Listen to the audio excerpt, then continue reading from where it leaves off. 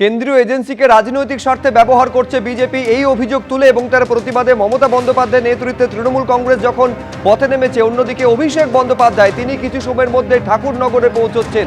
দেখতে পাচ্ছেন এটা যখন বনগাঁয় নামছেন অভিষেক বন্দ্যোপাধ্যায়, সেই মুহূর্তের ছবি। সেখান থেকে তিনি ঠাকুরনগরের উদ্দেশ্যে রওনা দিচ্ছেন। এর আগে নদিয়ার তাহেরপুরে তিনি জনসভা করেন আর কিছু সময়ের মধ্যে ঠাকুরনগরে পৌঁছবেন। একদিকে তৃণমূল কংগ্রেসের প্রতিবাদ মিছিল, অন্যদিকে ঠাকুরনগরে যাচ্ছেন অভিষেক বন্দ্যোপাধ্যায়।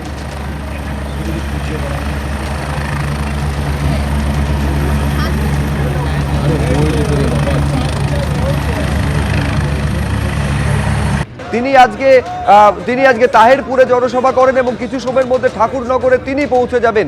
বনগাঁয় তার কপ্টার নামে এবং সেখান থেকে সড়ক পথে তিনি ঠাকুরনগরে পৌঁছচ্ছেন। দুটো ছবি, একদিকে মমতা বন্দ্যোপাধ্যায়ের প্রতিবাদ মিছিল, অন্যদিকে ঠাকুরনগরে কিছু সময়ের মধ্যে অভিষেক বন্দ্যোপাধ্যায় পৌঁছচ্ছেন।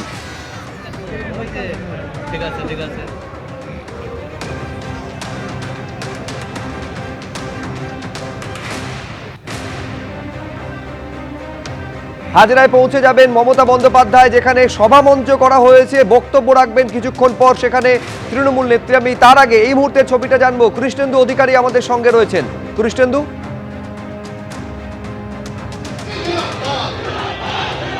দেখো, মমতা বন্দ্যোপাধ্যায় তার মিছিল শেষ করে হাজরা এসে পৌঁছলেন। হাজরার মোড়ে আশুতোষ কলেজের সামনে একটা মঞ্চ বাঁধা আছে, মমতা বন্দ্যোপাধ্যায় ভাষণ দেবেন।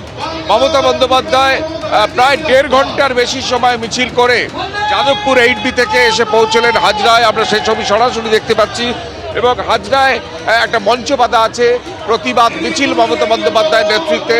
রাস্তা আটকে, কার্যত রাস্তার ওপরে সেই মঞ্চ তৈরি করা আছে, সেই মঞ্চে মমতা বন্দ্যোপাধ্যায় উঠছেন আমরা দেখতে পাচ্ছি।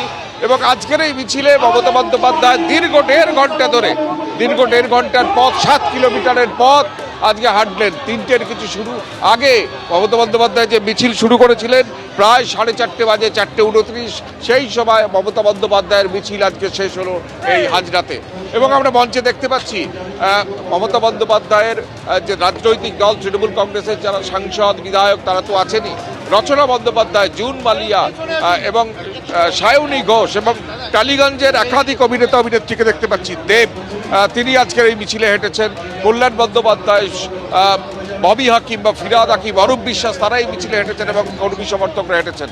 আজকে মমতা বন্দ্যোপাধ্যায় কি বলেন সেটার উপর অবশ্যই নজর থাকবে, কারণ গতকাল মমতা বন্দ্যোপাধ্যায় যে গোটা দেশের নজিরবিহীন কাণ্ড ঘটিয়েছেন, সেই প্রেক্ষাপটে যে নাটকীয়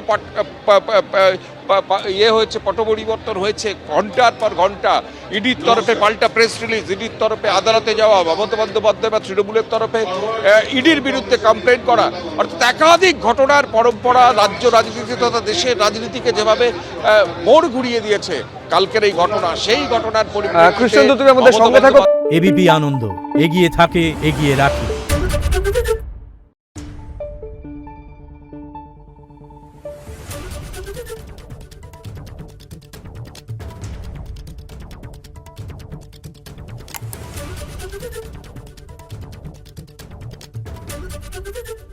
এবিপি আনন্দ, এগিয়ে থাকে, এগিয়ে রাখে।